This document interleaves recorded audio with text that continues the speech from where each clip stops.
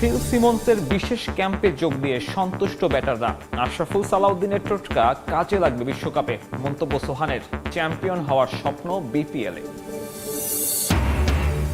দেশি বিদেশিদের নিয়ে বিপিএল এ শিরোপায় চোখ সিলেট টাইটান্সের। 21 ডিসেম্বর থেকে শুরু অনুশীলন। সিলেট চট্টগ্রামে বেশি ম্যাচ রাখাকে ইতিবাচক হিসেবে দেখছেন সোহেল ইসলাম। ভারত সফরের শেষ দিনে আজ দিল্লিতে মেসিকে ঘিরে জমকালো আয়োজন। অনাকাঙ্ক্ষিত পরিস্থিতি এড়াতে নিরাপত্তা জোরদার। কলকাতা কাণ্ডে 14 দিনের রিমান্ডে স্বতন্ত্র। এবং 2 ম্যাচ পর জয়ে ফিরল রিয়াল মাদ্রিদ। এমবাপে রদ্রিগো নৈপুণ্যে আলাভেসকে হারালো 2-0 ব্যবধানে। হ্যারি কেইনের মাইলফলকের ম্যাচে বায়ার্ন মিউনিখের ড্র।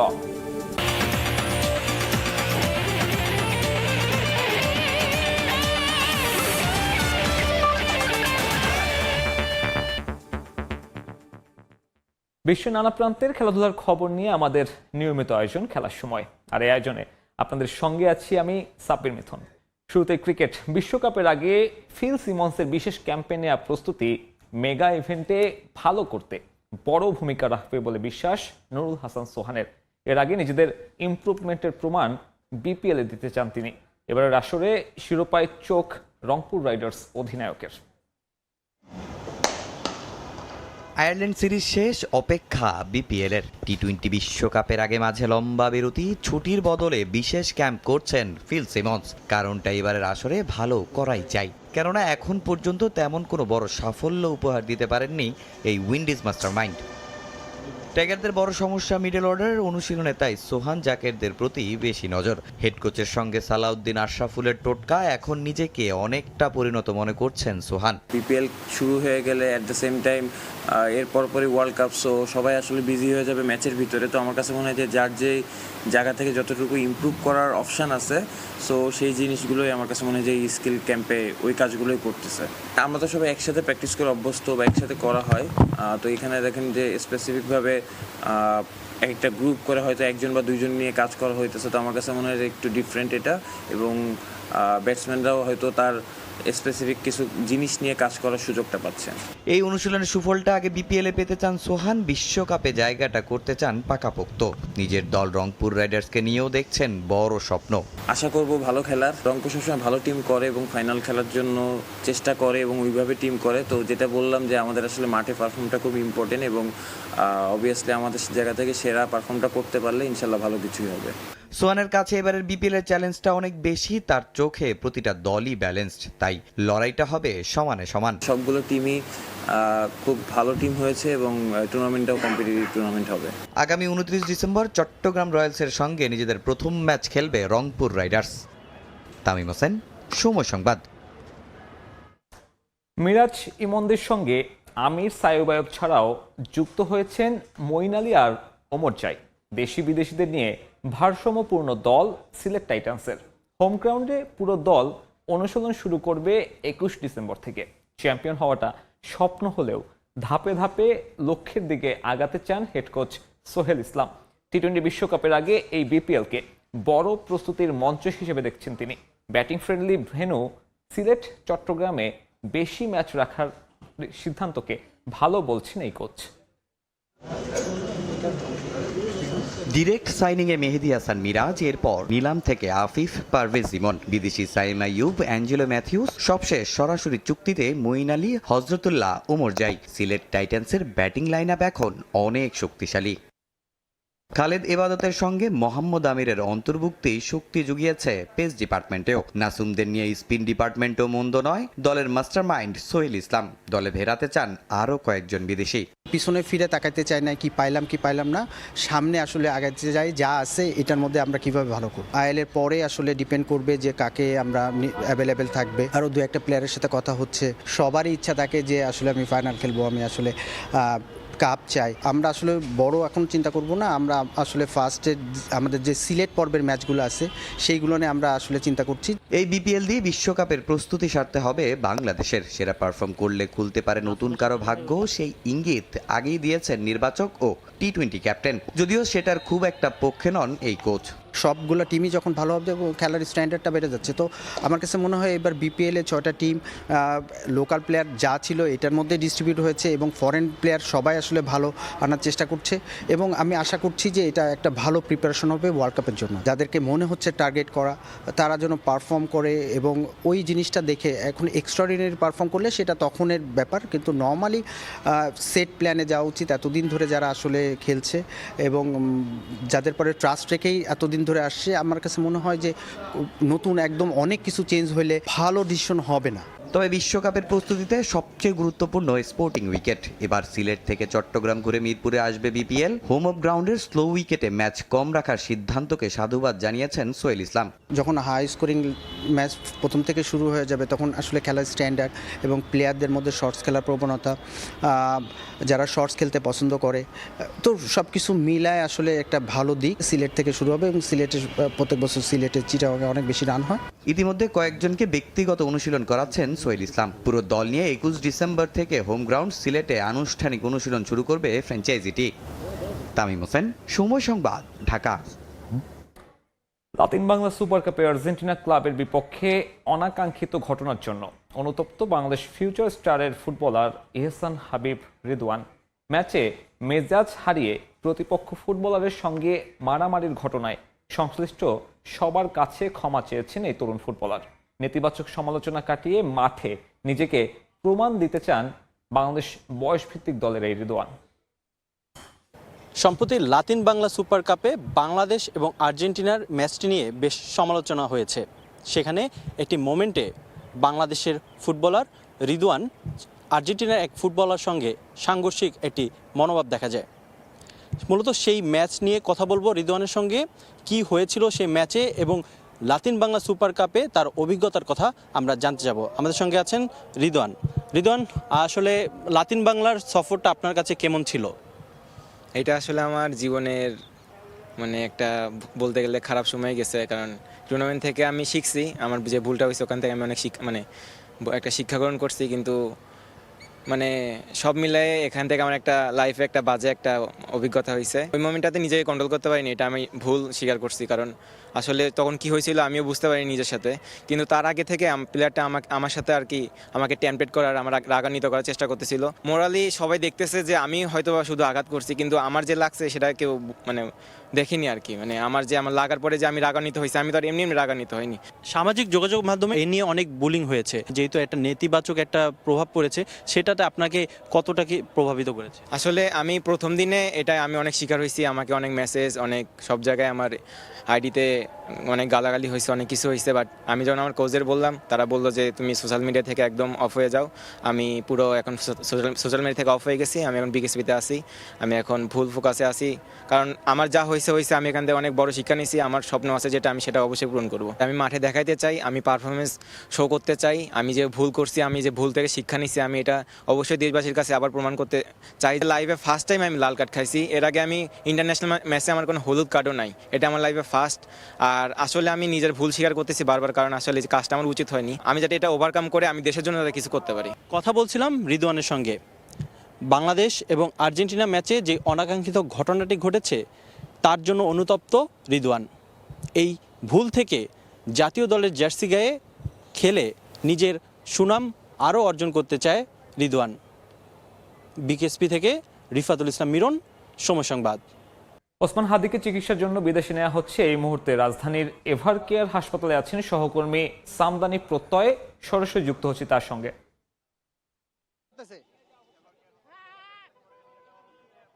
ইনকিলাব মঞ্চের মুখপাত্র এবং ঢাকা ৮ আসনের সম্ভাব্য সংসদ সদস্য প্রার্থী ওসমান হাদিকে এয়ার অ্যাম্বুলেন্সে করে সিঙ্গাপুর নেয়ার জন্য ইতোমধ্যেই এভার কেয়ার হাসপাতাল থেকে বের করা হয়েছে।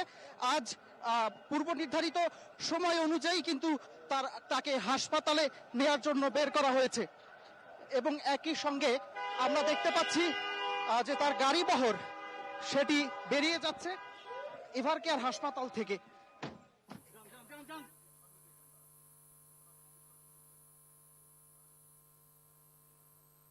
ওসমান হাদিকে ছাড়েন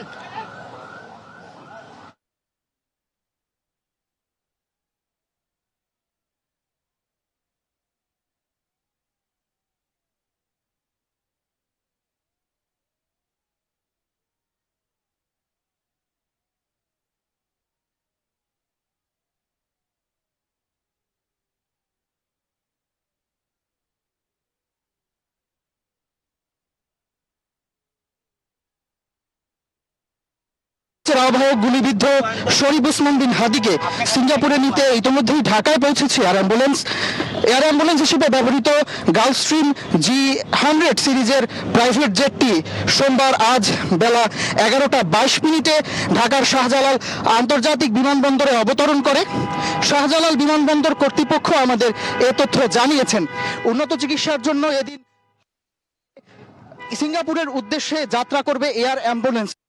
একই সঙ্গে আমরা এই মুহূর্তে দেখতে পাচ্ছি হাদি বহনকারী অ্যাম্বুলেন্সটি সড়ক পথে এই মুহূর্তে শাহজালাল আন্তর্জাতিক বিমানবন্দরের দিকে এগিয়ে যাচ্ছে।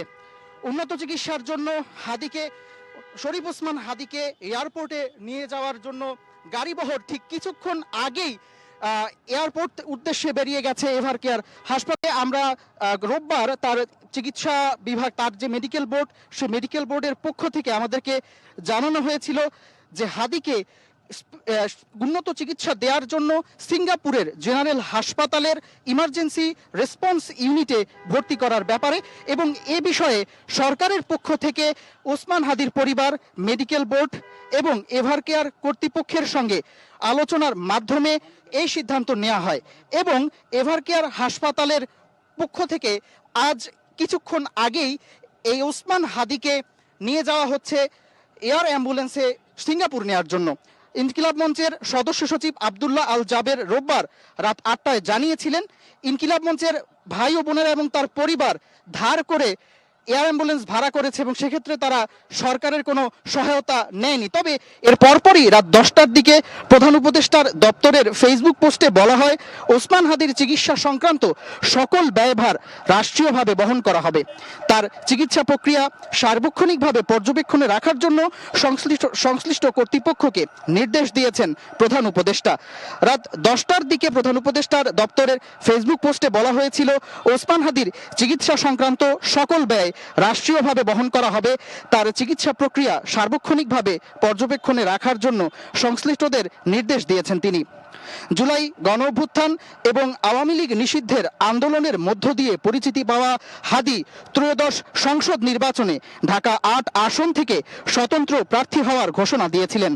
গত শুক্রবার গণসংযোগের জন্য বিজয়নগর এলাকায় গিয়ে তিনি আক্রান্ত হন। চলন্ত রিকশায় থাকা হাদিকে গুলি করেন চলন্ত মোটরসাইকেলের পেছনে বসে থাকা আততায়ী। গুলিটি লাগে হাদির মাথায়। গুরুতর আহত হাদিকে দ্রুত ঢাকা মেডিকেল কলেজ হাসপাতালে নিয়ে অস্ত্রোপচার করার পর রাতেই তাকে ঢাকার এভার কেয়ার হাসপাতালে ভর্তি করা হয়েছিল। তার অবস্থা অত্যন্ত আশঙ্কাজনক বলে এখন পর্যন্ত জানিয়েছেন তার চিকিৎসকরা। গুরুতর আহত হাদিকে দ্রুত ঢাকা মেডিকেল হাসপাতালে নিয়ে যাওয়ার পর সেখানে তার প্রাথমিক অস্ত্রোপচারের পর তাকে কিন্তু এভার কেয়ার হাসপাতালে ভর্তি করা হয়েছে। তারপর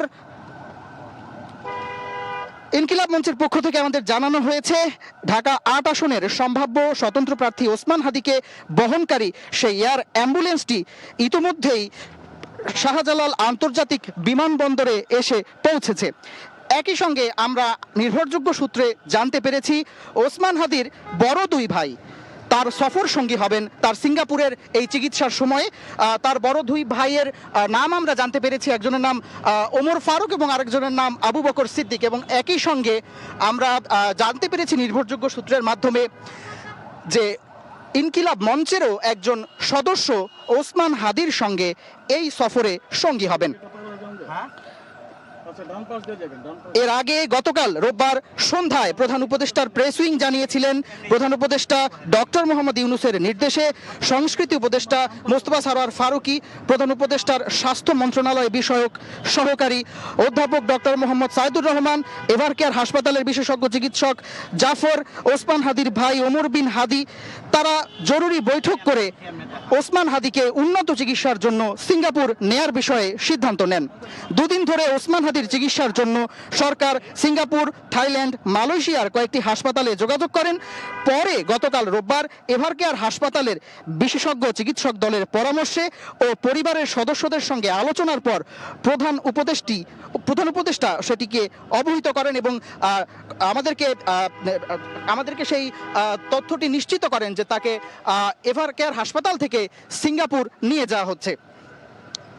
আমরা দেখতে পাচ্ছি দর্শক যে ইনকিলাব মঞ্চের গুলিবিদ্ধ নেতা ওসমান বিন হাদিকে এয়ার অ্যাম্বুলেন্সে করে সিঙ্গাপুর নেয়ার জন্য এভারকেয়ার হাসপাতাল থেকে সড়ক পথে তার গাড়িবহরটি ইতিমধ্যে বেরিয়ে গিয়েছে। গাড়িবহরটি ইতিমধ্যে এভারকেয়ার হাসপাতাল থেকে বসুন্ধরা যে আবাসিক এলাকা, সে আবাসিক এলাকাটিকে পেরিয়ে এক্সপ্রেসওয়েতে প্রবেশ করেছে। দর্শক, ইনকিলাব মঞ্চের আহ্বায়ক গুলিবিদ্ধ শরীফ ওসমান, এর আগে শুক্রবার তাকে ভর্তি করা হয় ঢাকা মেডিকেল কলেজ হাসপাতালে। সেখান থেকে তাকে এভারকেয়ার হাসপাতালে নিবিড় পর্যবেক্ষণের মাধ্যমে তার চিকিৎসা সম্পন্ন করার পর তার স্বাস্থ্যের অবস্থার যখন উন্নতি হচ্ছিল না, তখন পরিবার, সরকার এবং মেডিকেল বোর্ডের তত্ত্বাবধানে সিদ্ধান্তে তাকে সিঙ্গাপুর নেয়ার জন্য সিদ্ধান্ত নেওয়া হয় এবং সিঙ্গাপুর নেয়ার উদ্দেশ্যে এয়ার অ্যাম্বুলেন্সটি ইতোমধ্যেই পৌঁছে গেছে শাহজালাল আন্তর্জাতিক বিমানবন্দরে। আমরা দেখতে পাচ্ছি তাকে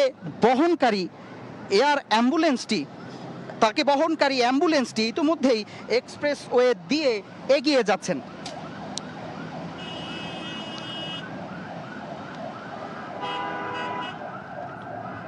ইনকিলাব মঞ্চের আহ্বায়ক শরীফ ওসমান হাদিকে সিঙ্গাপুরে নিতে ঢাকায় পৌঁছেছে এয়ার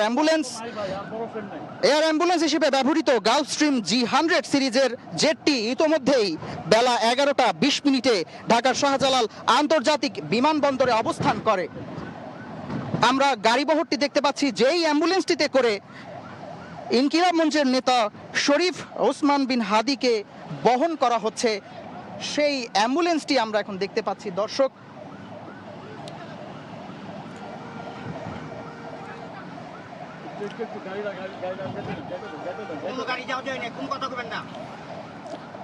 উন্নত চিকিৎসার জন্য সিঙ্গাপুরের উদ্দেশ্যে যাত্রা করেছেন ইনকিলাব মঞ্চের নেতা ওসমান বিন হাদি। সিঙ্গাপুর জেনারেল হাসপাতালে তার চিকিৎসার জন্য সকল ব্যবস্থা নেওয়া হয়েছে। রোববার এভারকেয়ার হাসপাতালের বিশেষজ্ঞ চিকিৎসক দলের পরামর্শে ও তার পরিবারের সদস্যদের সঙ্গে আলোচনার পর প্রধান উপদেষ্টা তার প্রেস উইংয়ের পক্ষ থেকে গণমাধ্যমকে নিশ্চিত করেন যে উন্নত চিকিৎসার জন্য শরীফ ওসমান হাদিকে নিয়ে যাওয়া হবে সিঙ্গাপুর, এবং আমরা দেখতে পাচ্ছি তাকে বহনকারী সেই অ্যাম্বুলেন্সটি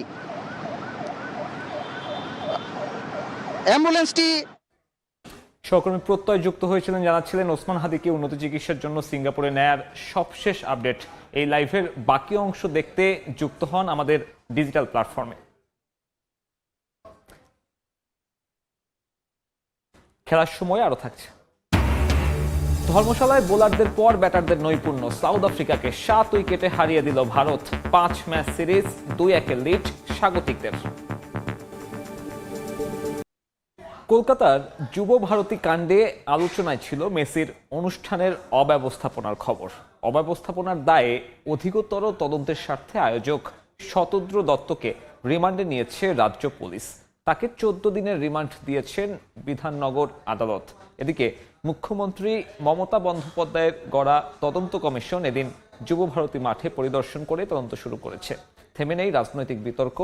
বিস্তারিত জানাচ্ছেন সুব্রত আচার্য। শনিবারের ক্ষত যেন রবিবারও তাড়া করে বেরিয়েছে শহর কলকাতাকে। মোহনবাগান, ইস্টবেঙ্গলের শহরে এ ধরনের অব্যবস্থাপনার নজির মানতে পারছেন না কেউই। খোদ রাজ্য সরকারের পক্ষ থেকে নেওয়া হচ্ছে কঠিন পদক্ষেপ। আগামীতে এ ধরনের বড় আয়োজন হলে যেন চুল পরিমাণ কোনো ফাঁকফোকর না থাকে, তার জন্য মেসি কাণ্ডের পূর্ণাঙ্গ তদন্ত করে উপযুক্ত ব্যবস্থা নেওয়ার উদ্যোগ নেওয়া হয়েছে। বিষয়টি নিয়ে রাজ্যের শাসক দল তৃণমূলকে নজিরবিহীনভাবে আক্রমণ করেছে বিরোধী রাজনৈতিক শিবির। আয়োজনের বিভিন্ন ছবি দেখিয়ে রাজ্য সরকারের একজন মন্ত্রী, মমতা বন্দ্যোপাধ্যায়ের পরিবারের সদস্য এবং কয়েকজন সেলিব্রিটিকে নিয়ে সমালোচনা করেন তারা। এদিকে কলকাতায় নানা অব্যবস্থাপনা হলেও হায়দ্রাবাদ এবং মুম্বাই দারুণভাবে মেসিকে নিয়ে উদযাপন করেছেন ভক্ত সমর্থকরা। সুব্রত আচার্য, সময় সংবাদ, কলকাতা। আবার স্বাগত খেলার সময়। 2 ম্যাচ পর জয়ের ধারায় ফিরল রিয়াল মাদ্রিদ। লা লিগায় আলাভেসকে 2-1 ব্যবধানে হারিয়ে বার্সেলোনার সাথে ব্যবধান কমালো শাভি আলোনসোর দল। আলাভেসের মাঠে শুরু থেকে জমে ওঠে লড়াই। চ্যাম্পিয়ন্স লিগে ম্যানচেস্টার সিটির বিপক্ষে 2-1 গোলে হারের পর এই ম্যাচের একাদশে বেশ কিছু পরিবর্তন আনেন Real Madrid coach Xavi Alonso. 24 মিনিটে সুফল পায় মাদ্রিদিস্তারা। জুট বেলিংহ্যামের বাড়ানো বলে গোল করেন কিলিয়ান এমবাপে। চোট নিয়েও আপ্রাণ চেষ্টা করেছেন দলকে ছন্দে ফেরাতে। এ মৌসুমে লা লিগায় ফরাসি তারকার গোল 17 ম্যাচে 17টি। সব প্রতিযোগিতা মিলিয়ে 22 ম্যাচে তার গোল 26টি। প্রথমার্ধের শেষটায় রিয়ালকে চাপে রাখে আলাভেস। পাবলো ইবারেসের নিশ্চিত গোল রুখে দেন থিবো কোর্তোয়া। 67 মিনিটে কার্লোস ভেনসেন্তের গোলে সমতায় ফেরে আলাভেস। তবে 76 মিনিটে রদ্রিগোর গোলে ম্যাচে ফিরে রিয়াল মাদ্রিদও। গেল 11 মাসে এই প্রথম গোল পেলেন ব্রাজিলিয়ান তারকা। স্বস্তির জয়ে মাঠ ছাড়ে রিয়াল মাদ্রিদ। স্বাগত খেলার সময়। জয় দিয়ে BSJ media cup cricket tournament শুরু করলো সময় টিভি। এই গ্রুপের ম্যাচে নয়া দিগন্তকে 4 উইকেটে হারিয়েছে তারা। অলরাউন্ডিং নৈপুণ্যে ম্যাচ সেরা সাকলাইন প্রীতম। স্বনামধন্য 32টি গণমাধ্যম প্রতিষ্ঠানকে নিয়ে শুরু হয় এবারের আসর। মাওলানা ভাসানী স্টেডিয়ামে আগে ফিল্ডিংয়ে নেমে নয়া দিগন্তকে 64 রানে গুটিয়ে দেয় সময় টিভি। সর্বোচ্চ 2 উইকেট নিয়েছেন সাকলাইন। জবাবে খেলতে নেমে সাকলাইনের এই 30 রানে 10 বল হাতে রেখে জয় তুলে নেয় তারা। উদ্বোধনী দিনে মোট 7টি ম্যাচ অনুষ্ঠিত হয়েছে। একই ভেন্যুতে সময় টিভির দ্বিতীয় ম্যাচ আগামী বুধবার। এ পর্যায়ে খেলার সময়ের শীর্ষ সংবাদগুলো জানিয়ে দিচ্ছে আরেকবার। ফিল সিমন্সের বিশেষ ক্যাম্পে যোগ দিয়ে সন্তুষ্ট ব্যাটাররা। আশরাফুল সালাউদ্দিনের টোটকা কাজে লাগবে বিশ্বকাপে, মন্তব্য সোহানের। চ্যাম্পিয়ন হওয়ার স্বপ্ন বিপিএলে। এবং ভারত সফরের শেষ দিনে আজ দিল্লিতে মেসিকে ঘিরে জমকালো আয়োজন। অনাকাঙ্ক্ষিত পরিস্থিতি এড়াতে নিরাপত্তা জোরদার। কলকাতা কাণ্ডে 14 দিনের রিমান্ডে শতদ্র। এই ছিল খেলার সময়ের পর দুপুরের সময় সঙ্গে থাকবেন সহকর্মী ইমদাদ। মিথুন, আপনাকে ধন্যবাদ। দুপুরের সময় নিয়ে আসছি কিছুক্ষণ পর, সঙ্গে থাকুন সময়ের।